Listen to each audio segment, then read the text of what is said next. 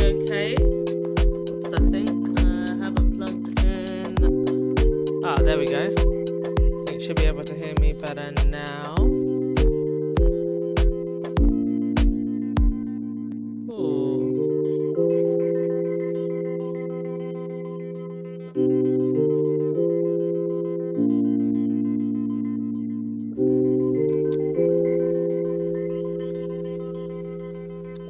Hope you all had a fantastic weekend. Some interesting updates for you today. It said turn down the music. Okay, I've turned down the music. You can all hear me better now, yes? One in the chat, please. Hey, Connie Balmer. Hey, Veronica. Hey, Wendy. Hey, Gail. Hey, lovely Shay.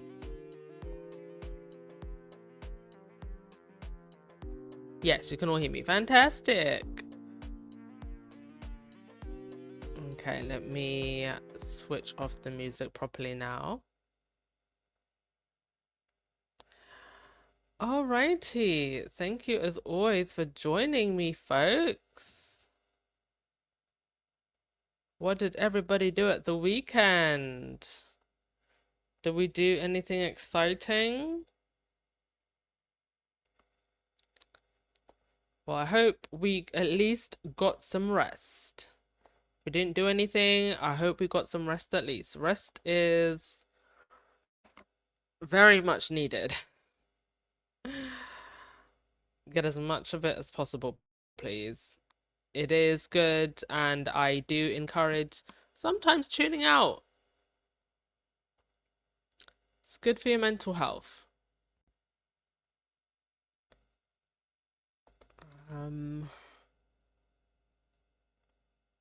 Yeah, a few stories to get through today. See who else is here before I get started. Hey, Mina.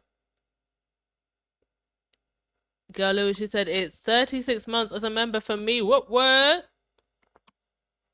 Thank you so much, Girl Lewis. You are all appreciated here for showing up. And members, membership really does help. But everybody is appreciated, and thank you so much, Girl Lewis. 36 months, that is amazing. Truly amazing. I didn't even know that I would be doing this podcast for that long when this started, but here we are, and I've loved every moment of it. We've had our ups and downs. It's not always easy. But I truly believe that we are going into a new era now. And even people, as I'm going to show you, who are not necessarily in the squad, haven't even been in this royal space, are now just saying enough is enough. This whole hate train against Meghan, enough is enough. We're almost there, folks. I really do believe that we are almost at the point where this whole hate train is going to derail. But let's keep it up for the last leg. Let's not take off, foot off the gas pedal. I know if you've been in this space for a long time, sometimes it just sounds like we're going on a merry-go-round, talking about the same thing. But we need to keep talking about it until we get to the point where the hate train has well and truly derailed. So sometimes it's not that I'm repeating things because I know a lot of you who have been in this space haven't heard it before. It's for the ones who haven't heard it and still won't get the message. Despite everything showing that Harry and Meghan continue to go from strength to strength, that hate machine, still hasn't gone through all of the stages of grief. And so until the hate machine comes to the acceptance stage, we will be here challenging narratives. Gail Lewis, she said, I got accepted for Meghan's retreat, but I thought it was a scam as it was from a different email. Oh, unfortunately, I cannot advise on what is legitimate and what isn't because A, I didn't sign up and I don't have anything to do with the retreat. All I can say is just be careful. Um, I can imagine there probably are some dodgy people that will try to use Meghan's name to scam and whatnot. Just be careful and perhaps if the retreat, if they have an email on their website, which is on their official website, perhaps try and reach out to them there. Sorry, I can't really advise you further on that, but absolutely with any of these things, just be careful, folks. I do hope that you get your ticket though, if you are planning on going. TV Oud, you chilled out all weekend. Good for you.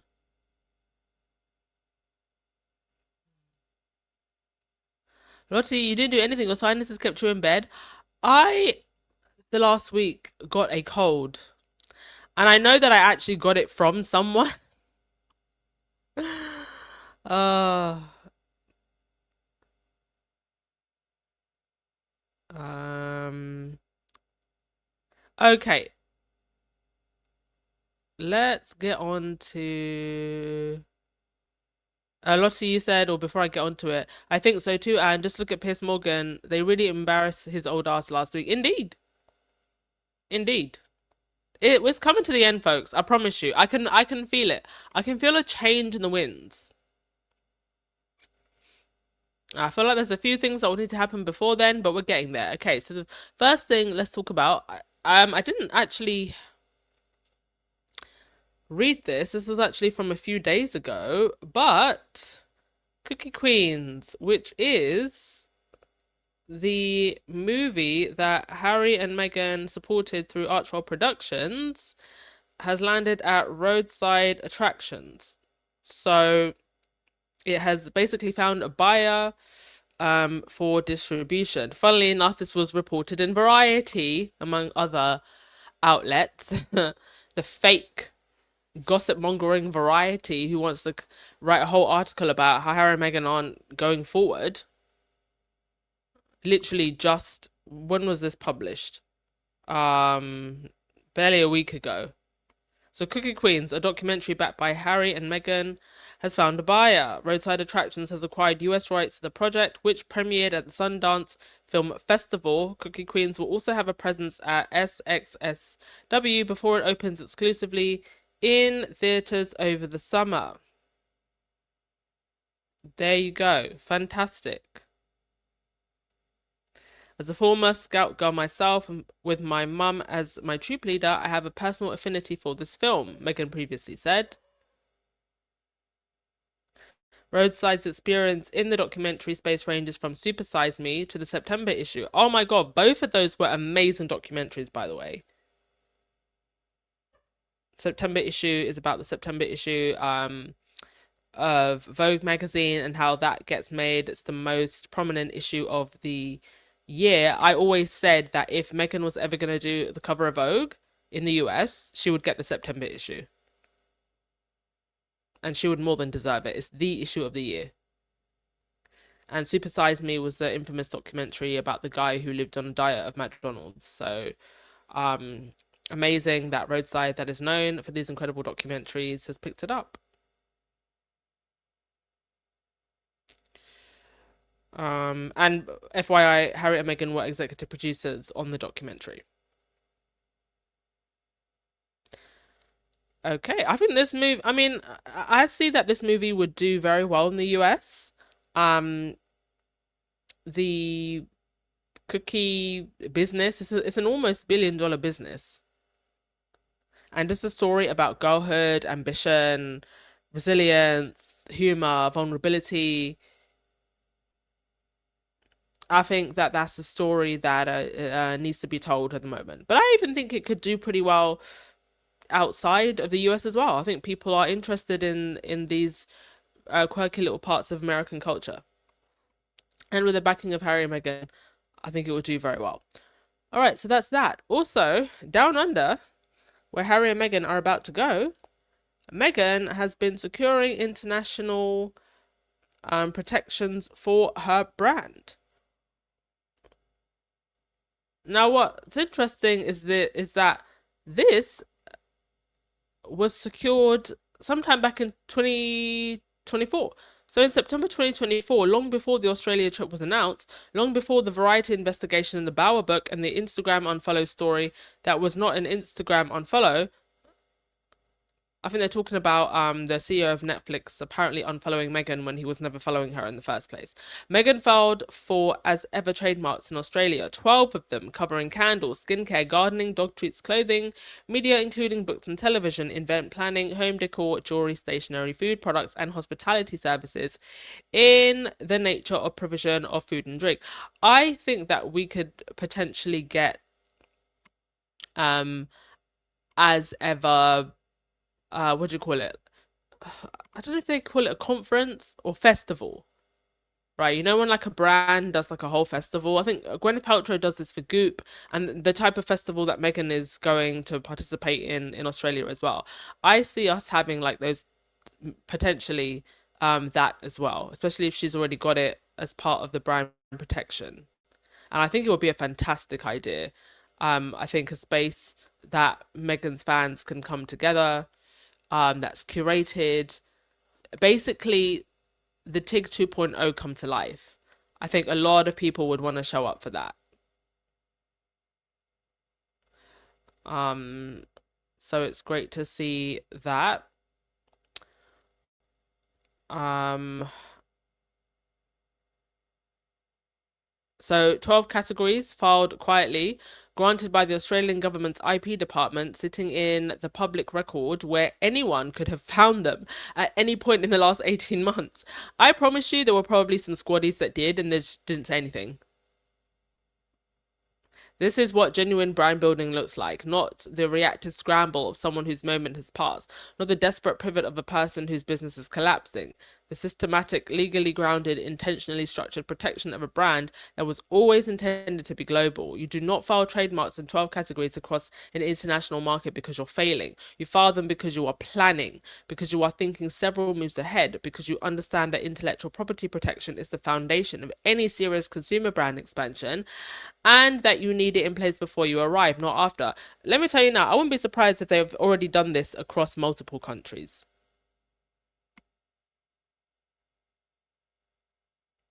But maybe in some countries it's a bit more easier to get access to information than others.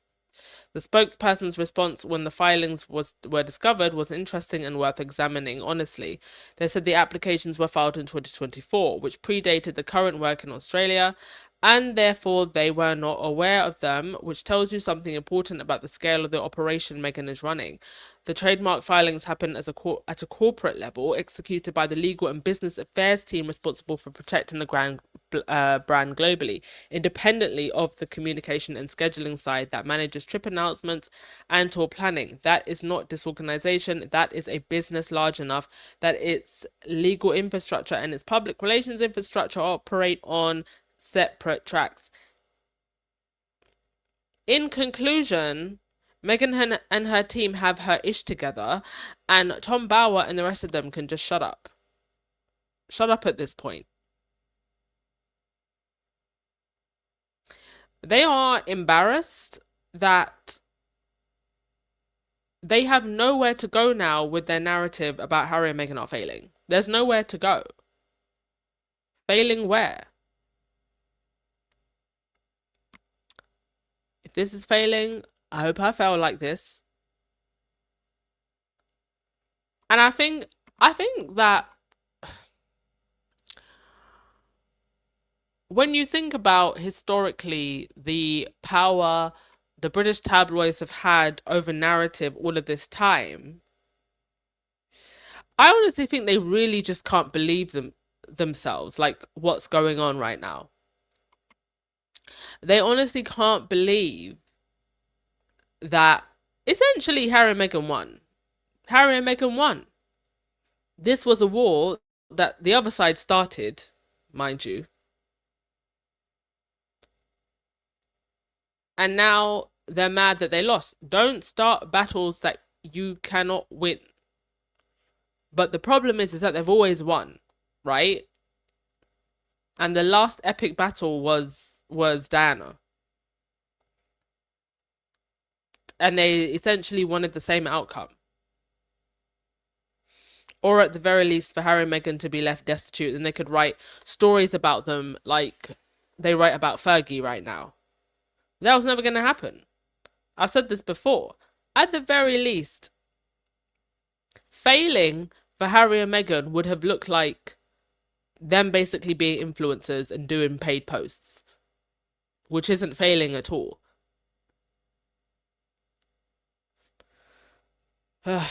Yes, Tom Bauer is a hack. And every outlet that platforms him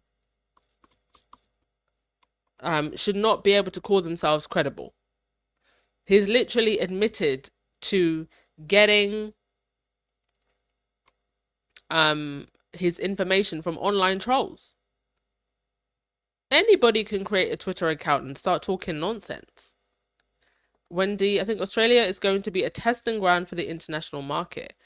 I mean, I feel like it's already been proven that there is demand. You've got people using forward shipping services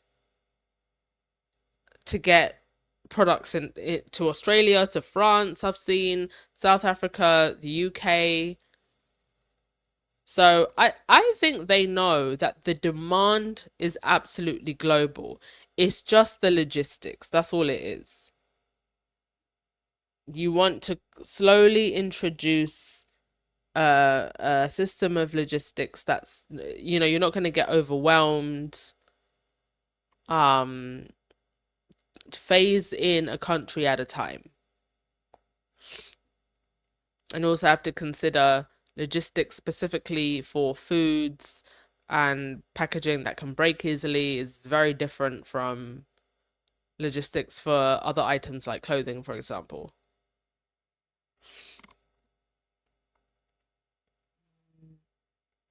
Girl Lewis, you're saying, I'm hoping they will have a manufacturing operation here in Australia. I mean, I think wouldn't that depend on the product and I mean, whether or not manufacturing, if they've got good manufacturing operations in the US, and I should imagine Meghan would probably want to keep the bulk of it in the US, then I guess it's if only there was like a particular reason for them to manufacture in Australia. So, for example, like I think the wine, isn't the wine like or one of the wines from New Zealand or Australia, but then it's bottled in California or something like that. Kim Coach, she said, so glad that Meghan was sharp and grabbed up the trademarks. Greed from nefarious people would use her name for profit. She's put a pin in that. I mean, she had a whole brand, a whole blog. Like, Meghan's not new to this at all. Benjamin, they need to hire me.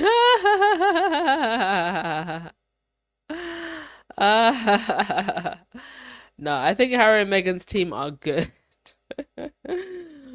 I mean, they could hire me on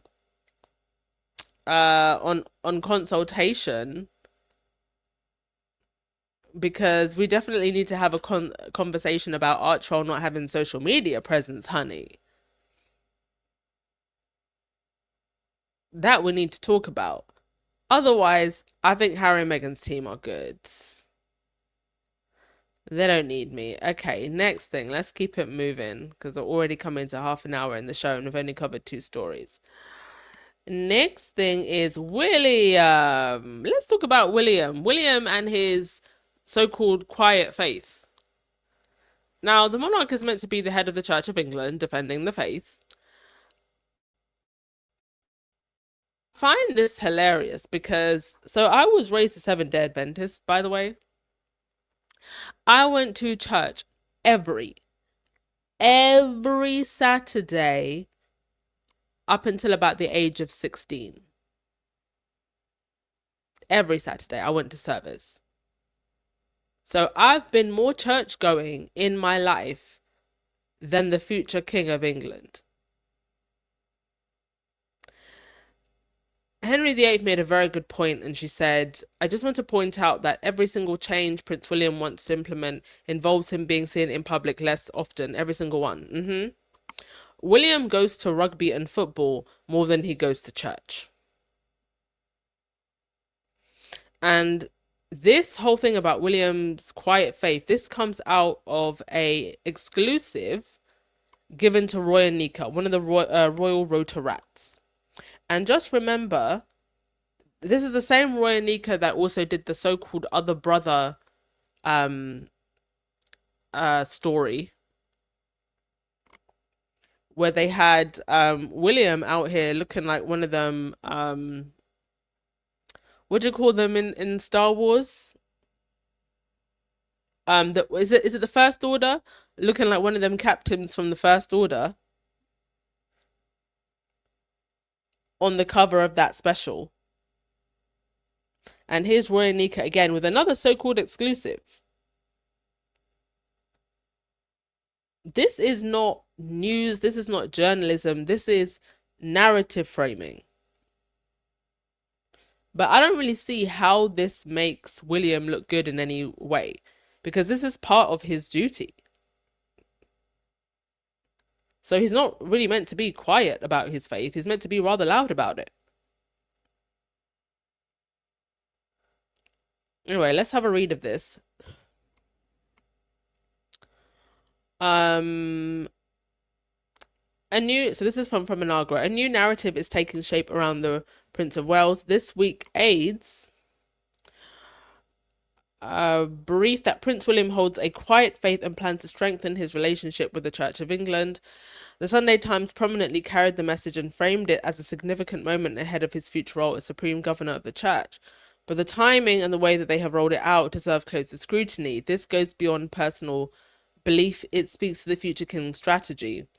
And another thing about this is very much in line with this odd briefing that William and his aides have been doing for some time. It's like they just can't wait to tell us that Charles is on his way out. So this is why you've been having articles about William, getting his coronation ready, the type of king William is going to be, how William is going to navigate his faith as a future head of the Church of England, to the point where you even had Channel 5 giving a fake death announcement of Charles. So this is all just a continuation of that.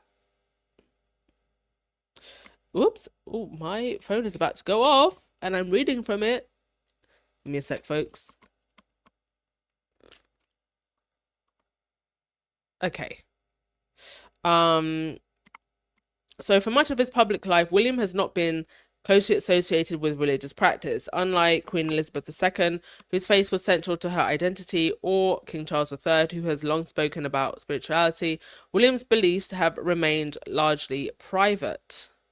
That has now shifted, and according to palace sources, the prince wants to draw a line in the sand and make clear his commitment to the church. His faith, aides say, is quiet but sincere and will shape how he approaches his future responsibilities. The intervention comes just days before he attends the installation of Sarah Mull Ali as Archbishop of Canterbury, the most senior bishop in the Church of England and central figure in the monarchy's religious framework. As the first woman to hold the role in its 1,400-year history, her appointment marks a significant shift in the church. The ceremony carries real institutional weight. William's decision to step forward now places him squarely within that moment, aligning himself with a historic milestone that also helps reinforce his own relevance to the role he will one day inherit. Framed in that context, the message is not accidental. The development also sits alongside a different model established by Charles at his coronation in 2023. Charles affirmed his role within the Protestant tradition while also emphasizing a broader commitment to protecting freedom of religion in a diverse society. And I think both of those things can sit next to each other in the modern society that we live in. The ceremony included a personal prayer referencing people of every faith and conviction, reflecting a more inclusive tone. This approach has not been universally welcomed. Some conservative commentators, including David Starkey, have questioned whether the monarchy risks overstepping its constitutional position by engaging in interfaith symbolism or appearing aligned with contemporary cultural debates. In that context, William's emphasis on a more traditional relationship with the church signals a shift in tone, even if he has not broken from his father's approach. The conversation around religion in Britain is unfolding within an increasingly polarized environment. And mind you, I don't think it has to be polarized. I think that William can affirm his faith while also affirming that we make space for all faiths. I think those two things can sit side by side. I just think that this is a way of him just not showing up for work, basically. Organisations such as Reform UK have been active in debates around identity, culture, and national institutions. And I think this is where also the monarchy is struggling, because they have to, ultimately, people who are monarchists are mostly traditional and traditionalists, right? They don't really welcome diversity. But at the same time, the monarchy needs to be seen as reaching out to other communities to survive and keep some kind of audience. So this is the rock and a hard place that they're stuck between, and where the topic of religion can become very sticky. And you've had, other very right-leaning figures like Tommy Robinson openly criticizing, the royal family. And typically the Tony Robinsons of the world, of Britain, would be very pro-monarchy in days gone past. I think at one point, Robinson was also accusing Charles of being overly sympathetic to other religions.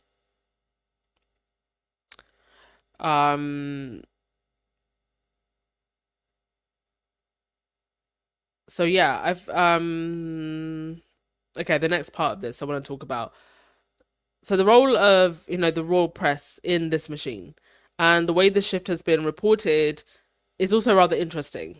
So Graham Smith, who is the chief executive of Republic, he's argued that the royal coverage it reflects the palace's messaging more closely than it actually scrutinizes the palace. So, and many responses have shown a lot more skepticism, with people questioning why this clarification has emerged now, and what exactly does it even aim to achieve?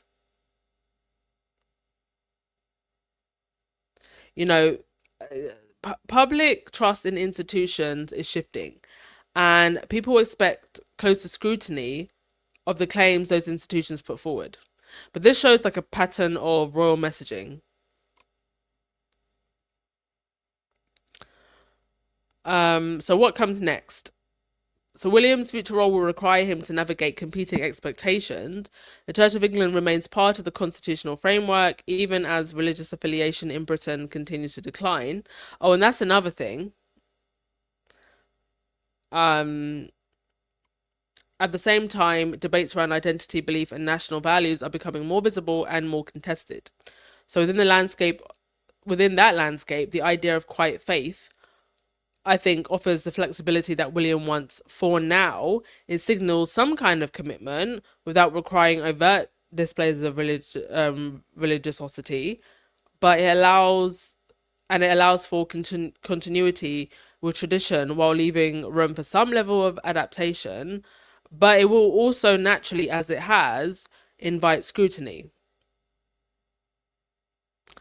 When a message like this is introduced so clearly and at such a very specific moment, it is not unreasonable to ask why. Why?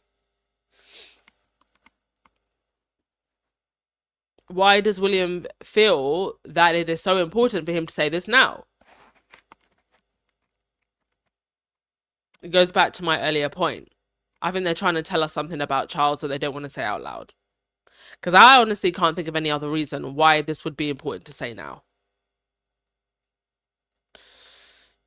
Okay, we'll move on to the next story, but I will read your comments first. Let's see. Connie Barmer, yes, Tom Bauer is an absolute moron. Hey V, miss you too. Yeah, William, part-time defender of the part-time working from home defender of the church. Oh my god, you can't make it up.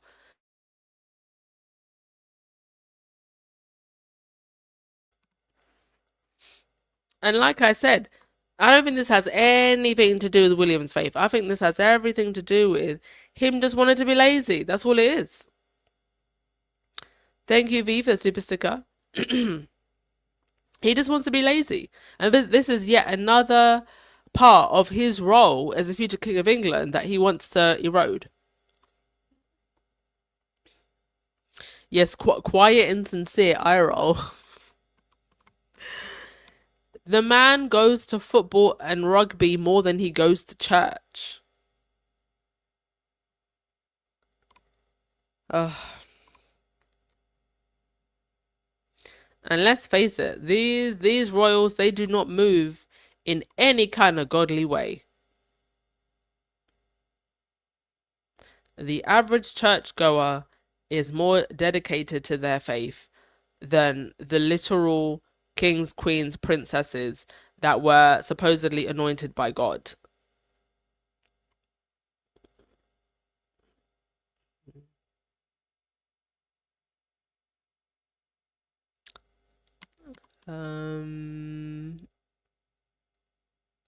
Jojo, you said part-time working from home defender of the faith is a great title for a Substack.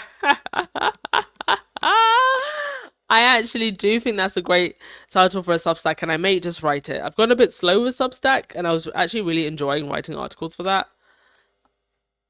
But that will be my first article back. Thank you. Defender of the faith from home. Oh, hilarious. I'll believe it when I see him at church more than I see him at football. All right. Next thing. Let's talk about this story with Bojo. Saying that apparently Meghan and Harry should come back. I mean, first and foremost, if you want Meghan and Harry to come back, you need to stop calling it Megxit. You need to stop framing Harry and Meghan leaving as something that Meghan forced, when it was actually the bullying, the harassment that caused Harry and Meghan to leave. And we should not be having conversations about Harry and Meghan coming back unless there is full accountability of the way that Meghan was treated. So Boris was basically talking about what happened in his so-called manly chat with Harry. I mean, I see only one man on the screen here, and that's Harry. Where he apparently tried to talk him out of Megxit. He tried to talk him out of Harry and Meghan doing what was best for themselves and their family. Instead of say, how about talking to Rupert Murdoch and his hound dogs to stop bullying Meghan? But of course, Boris Johnson wouldn't do that. He wouldn't do that because Boris Johnson is also controlled by the likes of Murdoch. That's the conversation that actually needed to be had. To tell Rupert Murdoch and his hound dogs to back off. Not a conversation with Harry and Meghan telling them to come back. Come back to what? Come back to being harassed? Kat Harlem, hey, member for 44 months. Thank you so much, Kat Harlem. So happy to have you here.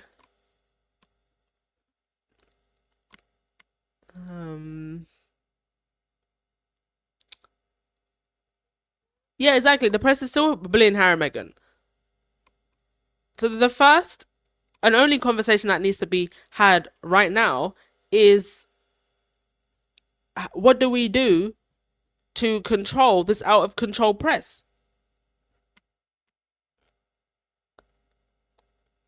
Boris Johnson, I don't even think when he was prime minister, he talked about just how depraved the press is.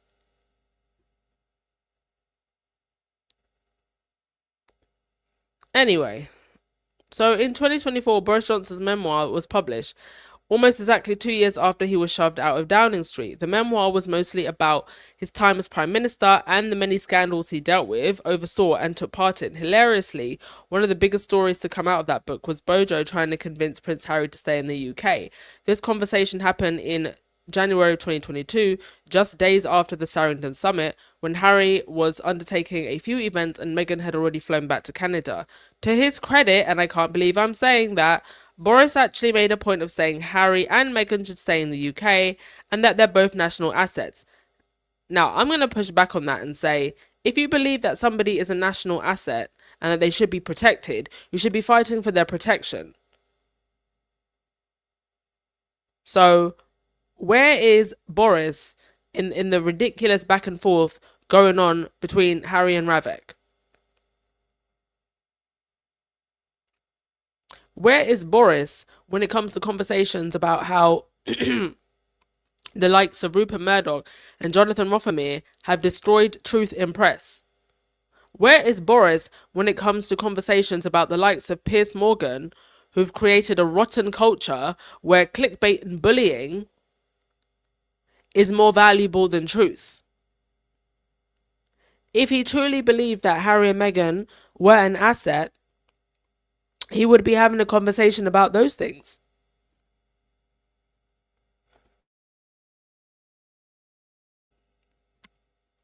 But have you heard Boris Johnson talking about any of that? No. In fact, if I remember correctly, it was only a few days after Meghan won her case against the Daily Mail and Jonathan Rothermere, this same Boris Johnson who was talking about Harry and Meghan should both come back because they're both national assets, he was talking about changing something in the law. I'm going to have to dig this article up now. But I specifically remember Boris Johnson coming out and saying that the ruling of Meghan winning her privacy case, we need to have a look at the law because we can't have people winning cases like that. I'm gonna dig that up because I remember something about that.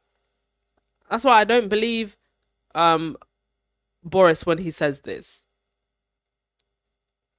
that he's not truly that sincere. Even more notable, Boris went on Camilla Tominey's GB News show to shill his book, and she asked him about the Sussexes, and he went on and on about how Harry and Meghan are amazing and that people really love them. Yeah, the people loved them, the establishment did not. Tominey looked like she was going to cry. Good.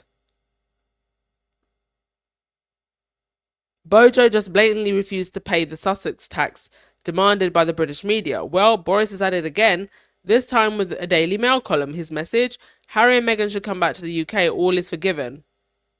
Again, the framing of this, all is forgiven. Forgiven for what? They didn't do anything wrong.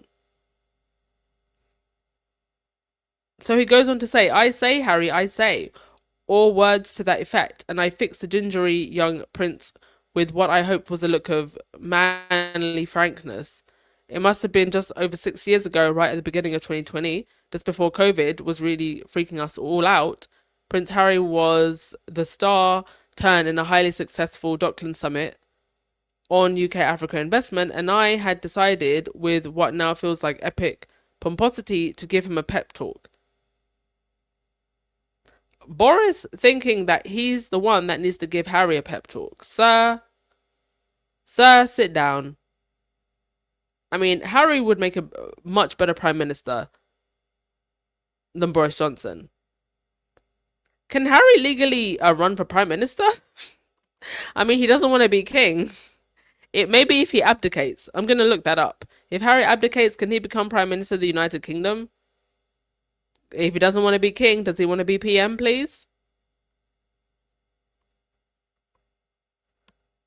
Uh, anyway, it goes on for a little bit.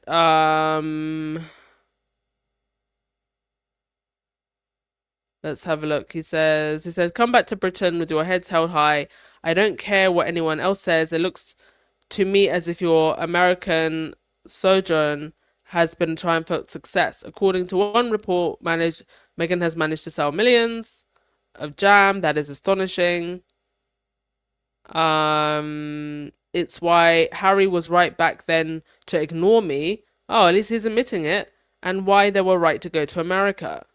That's why there are so many former UK PMs stacked in a holding pattern over New York or Chicago, waiting for clearance to give keynote speeches to vast conferences. Well, at least he's admitting that there's actually a lot of opportunity there. That's why so many talented Brits go to America. Indeed. Because they're not hounded by the British tabloids. He goes on to say there is no disgrace in going to America, giving it your best shot, and then jacking it in. If Harry and Meghan come back, they would of course have to smooth things over with the rest of the family. No. It's the family that needs to smooth things over with them. But that is surely not impossible. Their return would be an important signal in grim times of confidence in this country.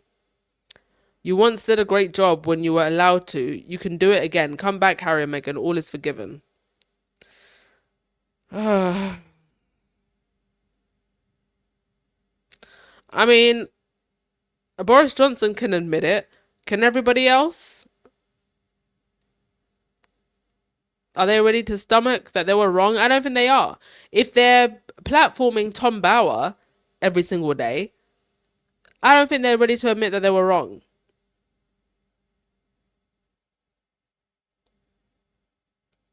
It is so obvious now that Harry and Meghan do have support in both the Conservative and Labour political classes, which is quite fascinating.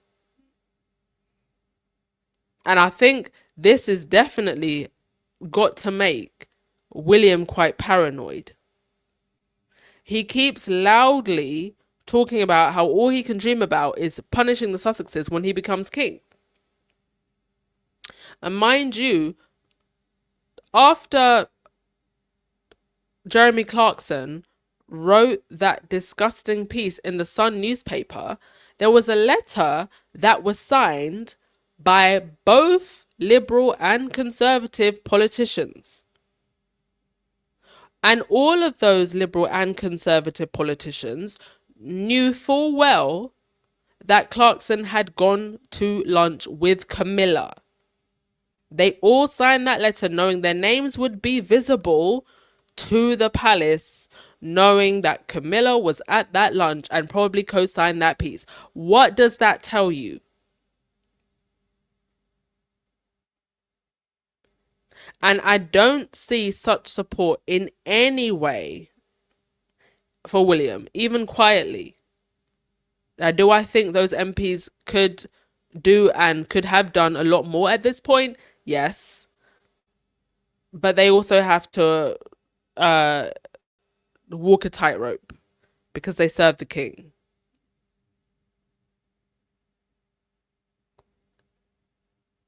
I don't think that William actually realizes that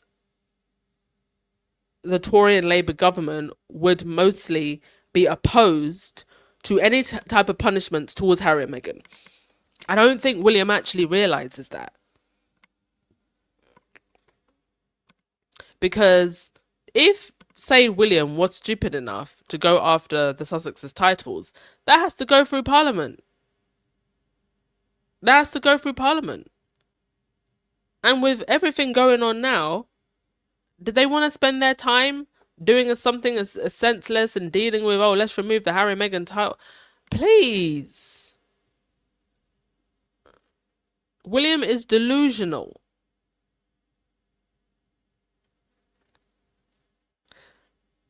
Kenneth, you asked me, did you enjoy Sabbath school? I actually did. I'm not the most church going Christian now, I have to admit, but I actually really enjoyed growing up in the church. And I say I actually went to a good church. I genuinely went to a good church with good people. And I'm still very close with my pastor.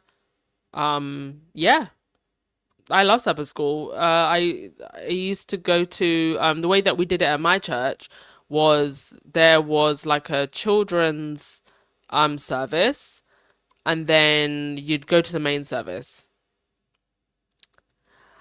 And I had my little bit of rebellion too.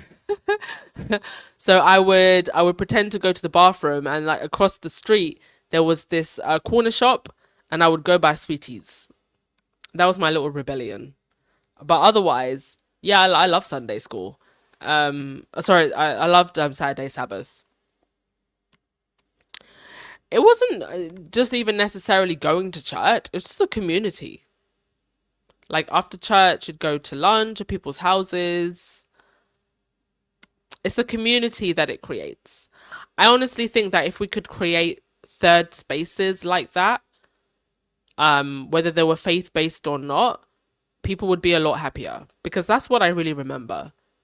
Just always having a community around me, always feeling like if I fell, somebody would catch me. That's what I think is missing. But yes, I did indeed enjoy Sabbath school. Um, Rupert is responsible for Trump and all the chaos happening right now. Nobody trusts the corporate media. No. I mean, I was talking to Lightside the other day, and she was saying that the censorship in the US is completely out of control. Even media outlets that would typically try to be more balanced. Um, Electra, Boris needs to get bent. Can he be any more bent than he already is? Um, yeah, exactly. What does Boris Johnson even think that Harry and Meghan need to apologize for? Apologize for their own abuse? Exactly, it's gaslighting.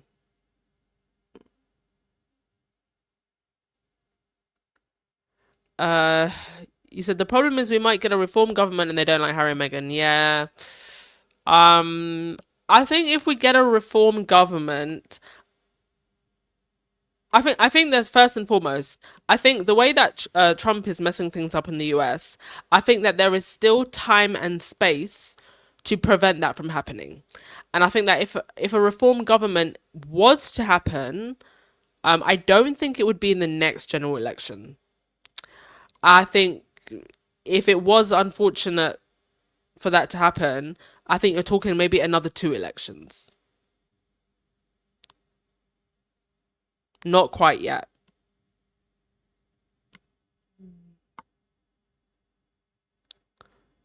Um.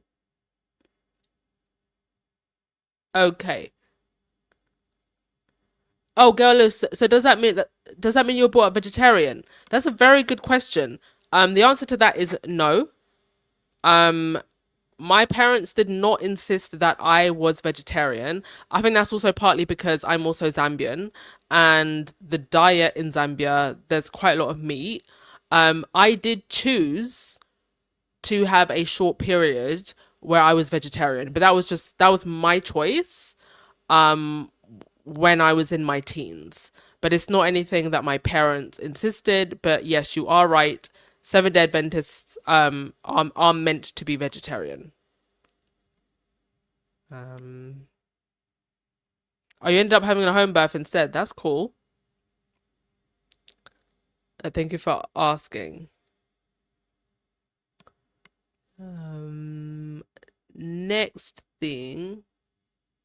Oh, and my favorite thing actually about going to church was the hymns. Seven-Day Adventists are known for our hymns.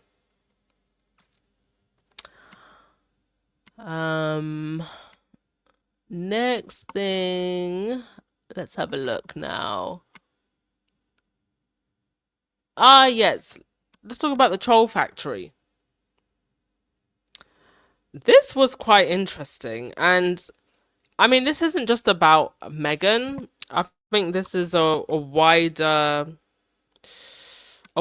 look at the news economy, media economy where we are now, and the direction that we've been heading in for some time. I call it the BuzzFeedification of media, where it's all driven by clicks and views. And I think we need to start directing our clicks and views to independent media that is, you know, genuinely trying to bring truth. People like Byline Times doing a fantastic job.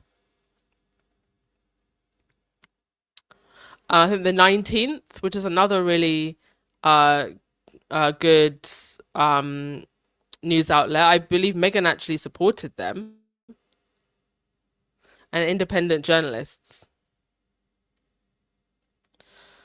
you know, because what you essentially have is even big media outlets that are meant to be what we look to for truth in news are starting to behave like tabloids. So, in the UK, we have an outlet called Pink News, and this is an outlet that is LGBT focused, and they recently announced that they are making its remaining reporters redundant. But this speaks to a wider issue and what's going on in the whole of media and the shift in newsroom structure. So from Feminagra, it exposes a deeper transformation within modern media, one that reflects a new reality in how stories are produced, prioritized, and in some cases manufactured. And if you think, you know, an outlet like Pink News is meant to cater to marginalized voices. So even in spaces where marginalized voices were creating their own spaces, their own media, where they're often shunned from mainstream media, this is happening. So what does that mean for underrepresented voices? The outlet said it intends to move away from reporter-led newsrooms. In practice, this signals a shift towards aggregation and lower-cost content models, where original reporting becomes secondary to speed, volume, and search performance. That search performance part, very important. The announcement might have passed as another example of industry contraction. Instead, it coincided with a revealing account from independent journalist Benjamin Ryan, whose experience offers a rare look inside the economics that have long driven online coverage.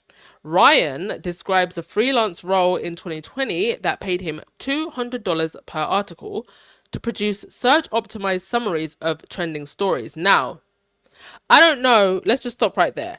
I don't know how much, say, for example, the Daily Express pays its writers, but there was one particular day where I think there was something like 40 articles.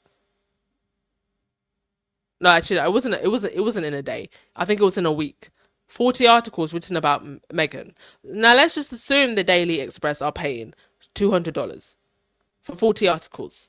That's almost £8,000 in a week that they've paid out. Now, if that's what they're paying the writer, that's just what they're paying the writer, right? So then on top of that, how much are they getting from the advertisers? So let's just assume they were to churn out 40 articles a week at $200 per article.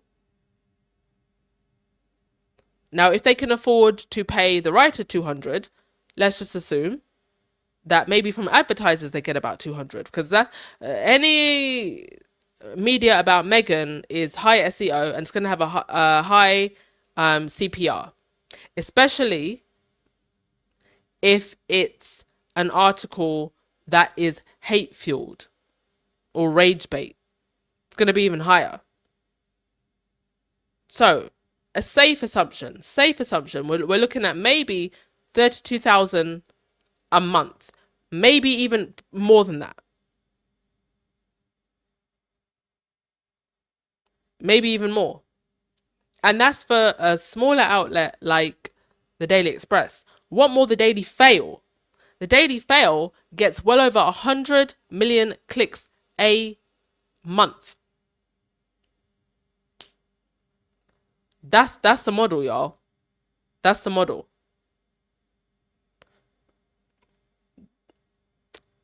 So, Ryan's description of his workload is equally telling. Each article took roughly 35 minutes to produce, with multiple pieces completed daily. The model rewarded speed and output rather than depth or verification. The model rewarded speed and output rather than depth or verification. This is why you'll get articles like, oh, this is the hairspray that Meghan once used back in the day. This is why you get rubbish like that. Meghan's ex-best friend's pet flea's cat, auntie's grandmother's baby daddy's father once heard Meghan say something mean. The approach reflects a broader shift within the industry. As advertising revenue became tied to clicks and search rankings, publishers increasingly prioritized quantity. Stories were repeated, reframed, and amplified across platforms without adding new information. This is why most of these outlets still use the name Meghan Markle, because it catches more SEO juice than Duchess Meghan. In such an environment, anonymous sourcing becomes not only convenient but essential. Without verifiable claims, attribution remains vague, allowing narratives to circulate without scrutiny. The result is a feedback loop in which speculation is presented as reporting, then cited by other outlets until it acquires the appearance of fact. And so what often happens is that one person will publish something, other outlets will do a remixed version of that, linking back to that original article. And you can literally take the original article now, put it in AI and say, write me this in a different version. Now in an age of AI, it's even more ridiculous.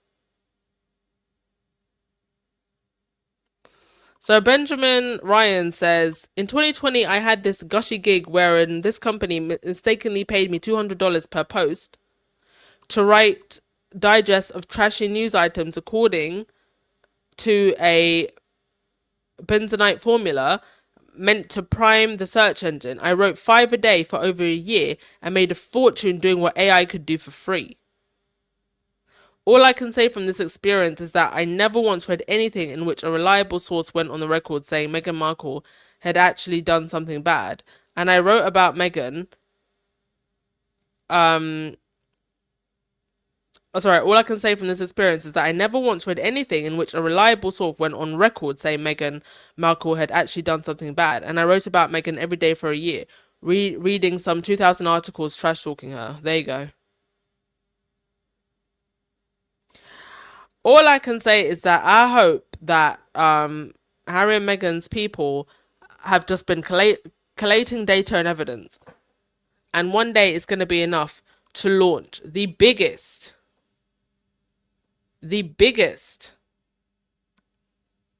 hottest lawsuit in media history. Hot enough to bankrupt everyone. Bankrupt everyone. Send everyone to the job center, please.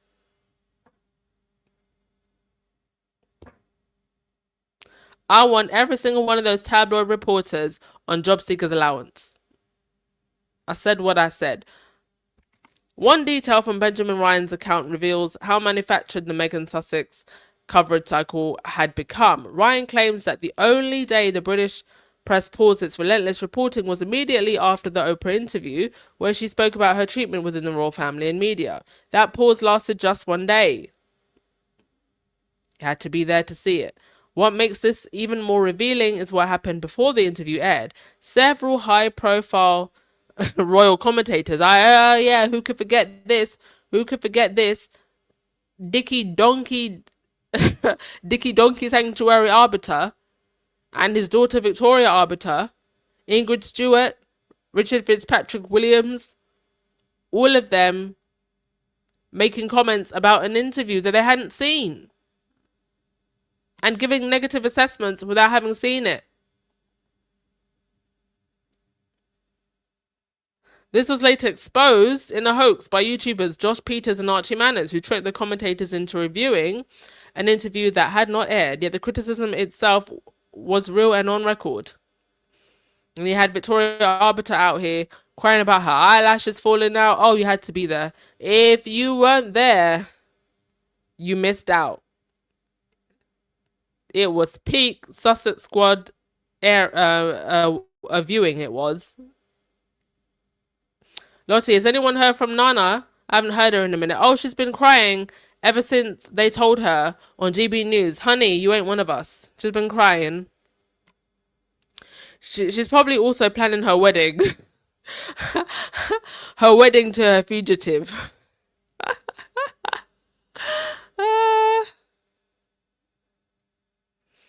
So the pause after the Oprah interview wasn't a reflection.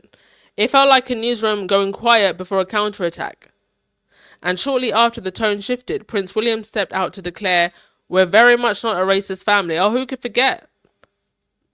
Trip down memory lane today. We're very much not a racist family, he said, while walking right next to Auntie in her African print top and her freshly done braids. The fact that they had Auntie next to William in her African print top and freshly done braids, with William saying, we are very much not a racist family. I tell you, oh, we've come a long way, folks. What a journey it's been. Do you know what I think I'm going to do? I'm going to do a podcast special. A podcast spring or summer special. Top 10 nonsense moments from the last 7 or 8 years.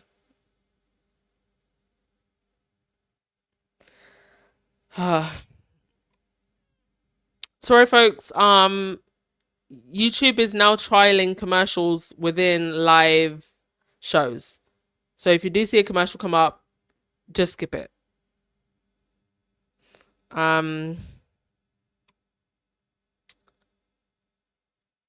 If the commercials are too much, I can set it. I think there is a setting where I can set it to moderate, so you don't get too many commercials popping up. So just let me know how you feel about the commercials, and I'll see what I can do about that. But it does help with the podcast to run ads. So what's happening now? It looks like the system is finally collapsing under its own weight. Indeed. You know, if they would actually just give us truthful news, I actually wouldn't mind, you know, giving like a monthly subscription or something. Because I know I'm being told the truth. I wouldn't mind paying for truth. But you can't, I'm not going to read lies for nothing.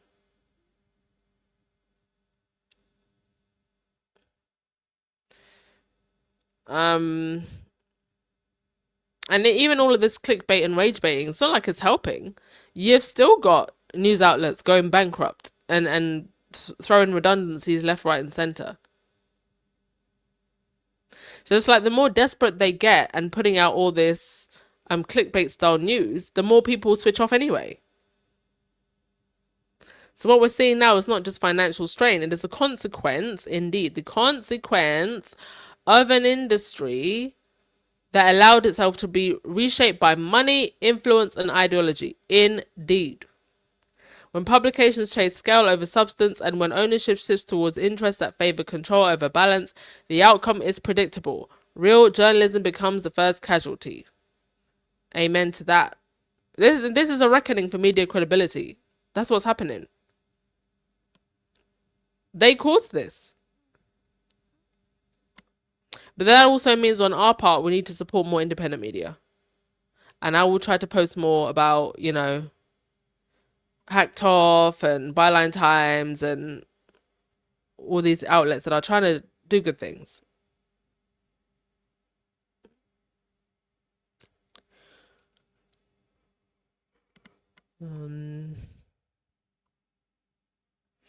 Yeah, Julia, they want to report on, Harry and Meghan making money instead of what's going on with Andrew. I mean, nobody's even talking about Andrew anymore.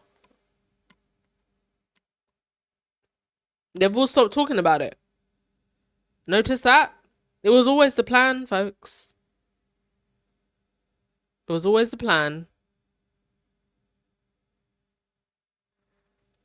All right. Um, the last story that I want to get onto. Rhiannon Mills. Rhiannon Mills is a long-standing royal rotarette, aka royal reporter. She has done international trips before. She's been on the beat for a while.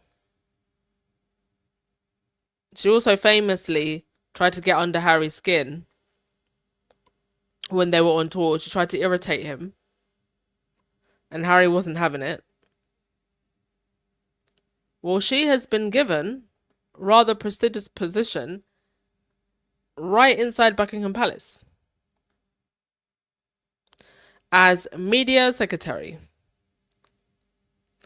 V, I don't know if I thanked you for that super sticker, but if I didn't, I'm talking at a million miles a minute. So if I did, I'm gonna thank you again. If I didn't, I just want to make sure that I am thanking you. Thank you for the super sticker, and thank you again, Kat Harlem. Thank you so much for being an incredible member. By the way, Kat Harlem, I hope you saw my. I'm pretty sure I responded to you. If I didn't respond to you, maybe check again tomorrow. But my response to your donation for the candle thing, very much appreciated. And I'm keeping names of everyone who did donate, by the way.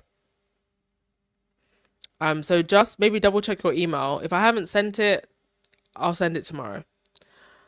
So after more than a decade covering the royal family for Sky News, Rhiannon Mills is leaving journalism behind and leaving propaganda behind and stepping straight into Buckingham Palace to do more propaganda as King Charles and Queen Camilla's new media secretary. Yes, a royal correspondent is now officially part of the royal PR machine. And if that doesn't make you pause for a second, it probably should. Indeed, it really should. It truly should.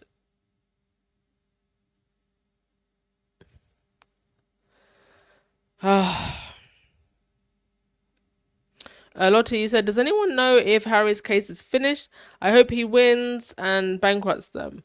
No, I think it's still being looked at because there's other people in the case.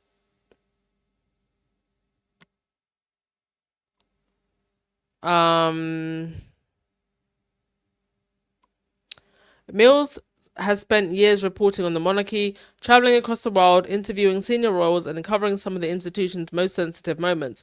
Now she will be helping to shape how that same institution communicates in public. Or she can buy herself a few bottles of as ever wine, and her and Liza Ravencroft can drink them together. Her new role places her inside the palace's press office, reporting to communications officer Tobin Andre and replacing Laura Sullivan. In other words, she's no longer observing the story, she's helping to write it. The palace, of course, is presenting this as a smart hire. Sources describe her as intelligent, quick-thinking, and well-suited to modern royal storytelling. What she is suited to is what Gwen is saying right here. Kissing Camilla and Charles's butts. That's it. That's what she's suited to. She's a safe pick because she's been on the royal beat. She's going to be grateful just to be in that position and do as she's told. You know who I know is crying right now? Camilla Tominey. Camilla Tominey wishes this was her. Camilla Tominey buddies with Andrew. This is the part the media prefers to glide past. When journalists step straight into roles working for the very institutions they once covered, the question is not just about the future future independence. It's about whether that independence ever truly existed. Exactly, it never did. The whole of the royal rota has always just been a part of the propaganda machine for the palace and the monarchy. You shouldn't even have a so-called royal rota that has special and specific access. Access should be given to all independent journalists. Because if access is the currency of royal reporting, then distance becomes negotiable. The same reporters who rely on briefings, invitations, and proximity are the ones who later walk into palace roles, helping shape the very narratives they once presented as news. At that point, it stops looking like a coincidence and starts to resemble a system. A system that nobody's even questioning, mind you. This all just proves what Harry and Meghan were saying in the documentary, right? And Harry has consistently argued that parts of the British press do not operate as independent observers, but function in close alignment with palace communications.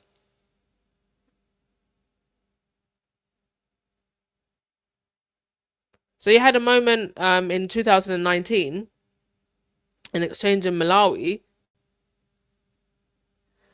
during the Sussexes tour of Southern Africa, when Rihanna Mills approached Harry with an unscheduled question as he left an engagement. When she persisted, he turned around and said, "Rhiannon, don't behave like this," before getting into his car. The clip circulated widely, often framed as an awkward encounter, but it took place just hours before Harry issued a statement accusing sections of the British press of harassment and announcing legal action. So the timing was important because it captured that tension between access, exploitation, and control that defines royal reporting. And now, years later, the same journalist is moving into a senior communications role. You can't make it up, folks. So how do you dismiss Harry's argument now?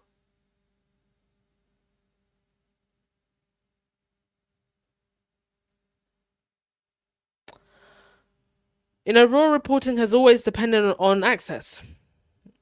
Whether it's interviews, briefings, overseas tours, background conversations, it's all controlled and managed.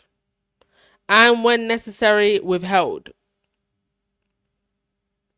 That reality essentially shapes a false reality about this entire system.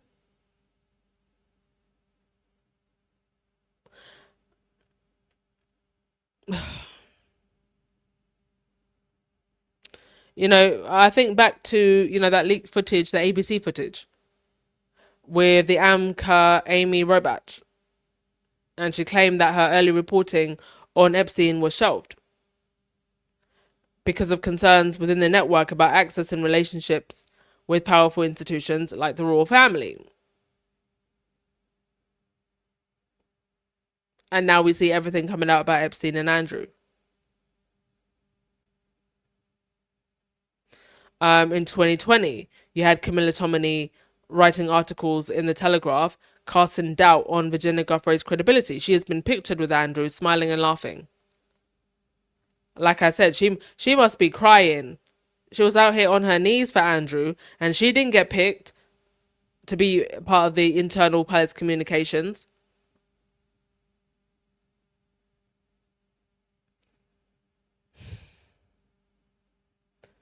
Oh, we'll see what Rhiannon does on her duty and her job now. At this point, how are you even believing anything that comes out of the palace or any reporting on the monarchy? None of it is independent. And with that, I will end with your comments. We've had a nice 4-hour podcast. Yeah, desperation on full display. Thank you so much, Lottie, for this another super sticker. Much appreciated.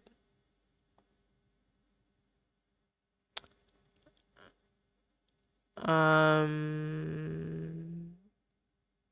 thank you so much, Lottie. I appreciate that. Yeah, I truly believe that Meghan's company will become $1 billion company. Mm. And even she has control of her company now. But if she wanted to, once they expand internationally, if she wants to go and get VC funding, she can.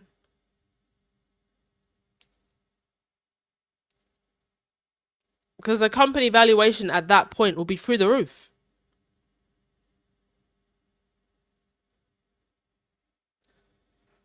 Mm.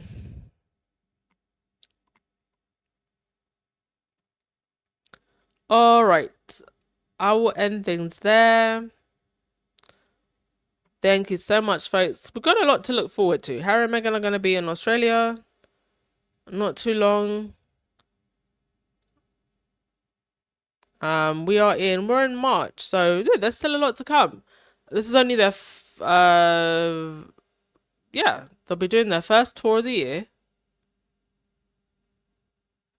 Um, got more as ever products coming, I'm sure. I'm sure we will also get maybe another two.